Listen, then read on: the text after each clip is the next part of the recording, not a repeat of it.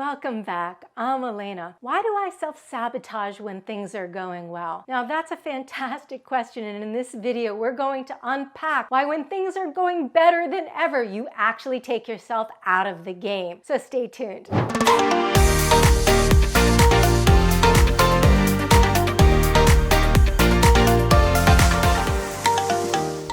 First thing we're going to cover in this video of why you're driving with one foot on the gas and one foot on the brake at the same time and how to change that. Then I'll show you how to unlock the secret to identifying your own self-sabotaging beliefs. By the end of this video, you'll have the tools to be able to remove the walls that have been stopping you from taking your business to the next level. So let's get started. First thing that we're going to talk about is where self-sabotage comes from, because this is really key. It's funny because a lot of it isn't even yours in the first place. It's been given to you and it's in your subconscious mind. That's where it's hanging out. So it's been given to you by your ancestors, by society, by the media, by all kinds of things about saying the way life should be or what's going on that isn't working. So say, for example, this is a personal example for me, where every time my parents would make some money, it would disappear. There'd be some expense that would come up that would be for almost the exact amount of money that they all of a sudden would earn. They were entrepreneurs and they struggled most of my life. And so I watched that pattern happen, and what I heard was fighting about money, and I believed that money was hard to make and that you had to sacrifice so much. And actually in the process of it, it was going to destroy relationships. So why would I want to make a lot of money then if I believed all of that? Because if I believed that happened, I had this internal conflict that making a lot of money would create all of this habit. So what my pattern was is I'd make a lot of money, like a lot of money, and then all of a sudden I would lose it all and go into massive debt. And I did this multiple times in my life because I didn't allow myself to have more, because I believed having more meant I had to sacrifice everything to actually have more. So that was a big self-sabotage patterns. Now people have little self-sabotage patterns and they have bigger self-sabotage patterns, but that's typically where they come from. So the reason that you really have it is because your subconscious mind is designed to keep you alive. Now how does it do that? It keeps you repeating the same patterns over and over again. That's how it does that. It knows they might suck, you might not like them, but it actually knows if I do this, I'm going to survive. Now if I step outside of that and I do this over here, I have no pattern for knowing if I'm going to survive or not. And so because of it, it doesn't want you to do this because it's afraid you're not going to actually survive. So you're in this.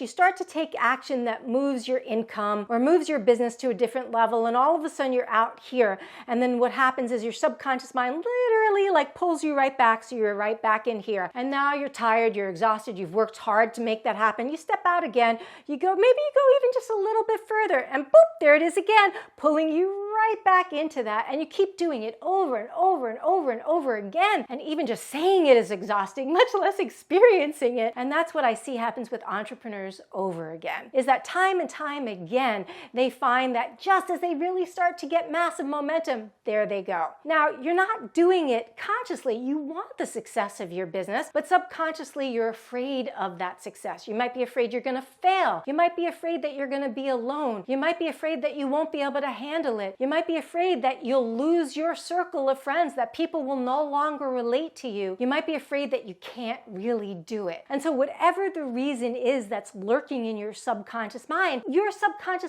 is so insidious. It is so smart. It knows the exact strategy to use. So your unique pattern for you. It will know exactly what to do to take you out, and your pattern will be different from everyone else's pattern. And so some examples so that it can help you identify it. I had one client who every time she was on the verge of getting massive momentum or on a launch, something would go wrong. She'd get sick. So something would happen in her body and it would take her out, and she wouldn't be able to devote the time and the attention. She'd take her foot off the gas. I had multiple clients like that. I had another client who'd get into a fight with her spouse. So every single time, like one time she created 3 clients in a week, which was like her biggest ever week that she had. Massive fight with her husband, took her out for 2 weeks. I have another client who created fights with her children, that she'd get into conflicts with her children. I have, all kinds kinds of things like that happen. So sometimes maybe you procrastinate. Sometimes you get burned out and feel like I need a rest. You might hustle for 3 weeks, really start to see momentum. And then as you're getting momentum, feeling like exhausted and you can't do this anymore, you take your foot off the gas and there you watch your income drop again, right? This is the cycle that I see all the time of people stepping out of their comfort zones and then being pulled right back into it by their subconscious mind, by this unique self-sabotaging pattern. So if you are ready to take your business to the next level and be able to scale with ease, then make sure you like and subscribe so that you can get all of my latest content. And I'll be offering tons of content on how to do just that. Okay, so now we're going to talk about, now hopefully you've been able to identify what your unique pattern is, how it's your subconscious mind is trying to take you out as you go outside of your comfort zone in your business. Now we're going to see what you can do about it. So follow me over here. The first thing is success thinking, immersing yourself in truth. Now, you might be thinking, okay, if my subconscious mind is feeding me all this garbage and it's not truth, then how do I know what the truth is? Well, make sure you watch my video on how to activate your superconscious mind, because it will tell you how to tap into your superconscious mind, because your superconscious mind will only give you truth. It only knows truth, right? Your ego mind doesn't know truth. It's not made from the same matter as truth, so it only knows the past and will try to keep you repeating the cycles of your past over and over again, which means you're getting the same old results over and over again. So make sure you watch that video. But then you really can learn how to think successfully, how to change your thinking, right? That's super key. One of the ways to do that is by starting to take responsibility. Now, I know this is a big concept for many of you, but you create everything you're experiencing in your reality. Everything. You put it there. Now, you put it there as a learning experience. You didn't put it there because, you're a masochist and want a miserable life. You didn't put it there because you wanted to experience a life of suffering. You put it there for learning so that you can learn and grow why it's there. But you can also put what you want instead. You don't have to put the things you don't want. What you don't want has been created by default. It's been created by those subconscious patterns in your subconscious mind. But you can create something completely different by creating consciously and clearing your subconscious mind. And that's also by removing resistance, right? Now, resistance shows up in all different ways. It shows up in not wanting to get out of your comfort zone.